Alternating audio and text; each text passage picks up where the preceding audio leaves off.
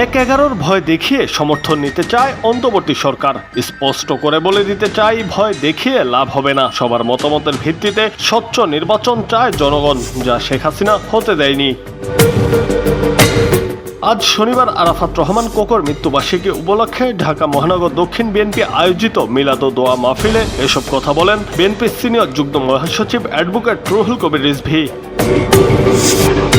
লড়াই সংগ্রাম করে টিকে আছে বিএনপি উল্লেখ করে রুহুল কবির রিজভী বলেন, আমাদের ভাবমূর্তি নষ্ট করতে ইচ্ছে করে প্রপাগান্ডা ছড়াচ্ছে একটি গোষ্ঠী। আমাদের দল সব সময় অবাধ ও সুষ্ঠু নির্বাচনের পক্ষে। জনগণের ভোটের অধিকার ফিরিয়ে দিতে বিএনপি সবসময় সোচ্চার ছিল, এখনো আছে, আগামীতেও থাকবে।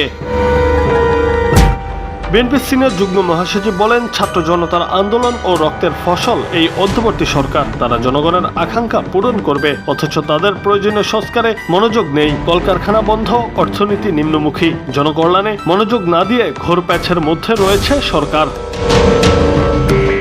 রিজভী বলেন, বিএনপি বিশ্বাস করে গণতন্ত্রকে টিকিয়ে রাখতে সরকার সুষ্ঠু নির্বাচনের ব্যবস্থা করবে। প্রয়োজনে তারা রাজনৈতিক দলগুলোর সঙ্গে আলোচনা করবে, দরকার হলে আইন করেও পদক্ষেপ নেবে। আওয়ামী লীগ সরকার পতনে ছাত্র জনতার পাশাপাশি রাজনৈতিক দলগুলোর অবদান অস্বীকার করার কোনো উপায় নেই বলেও মন্তব্য করেন বিএনপির এই নেতা। জুনায়েদ আহমেদ, বাংলা টিভি।